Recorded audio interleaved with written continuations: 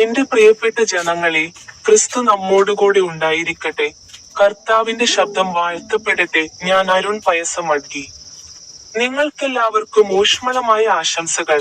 ഇന്ന് ഒക്ടോബർ 29 2025 വർഷത്തിലെ 10ാം മാസം, വൈകുന്നേരം പശ്ചിമ ബംഗാൾ സംസ്ഥാനത്തെ ഹൗറ പാലത്തിന്റെ മിന്നുന്ന വിളക്കുകളിൽ ഞാൻ പങ്കുചേർന്നു. ബൈബിളിലെ തന്റെ ഒരു വാക്യത്തെക്കുറിച്ച് അദ്ദേഹം സംസാരിച്ചു. സങ്കീർത്തനങ്ങൾ 118 അധ്യായത്തിലെ 5-ാം വാക്യത്തിൽ അദ്ദേഹം പറഞ്ഞു, ഞാൻ ദുരിതത്തിൽ ദൈവത്തെ വിളിച്ചു, ദൈവം എന്റെ പ്രാർത്ഥന കേട്ടു. എന്നെ വിശാലമായ ഒരു സ്ഥലത്തേക്ക് കൊണ്ടുവന്നു. നിങ്ങൾക്കെല്ലാവർക്കും ഊഷ്മളമായ ആശംസകൾ.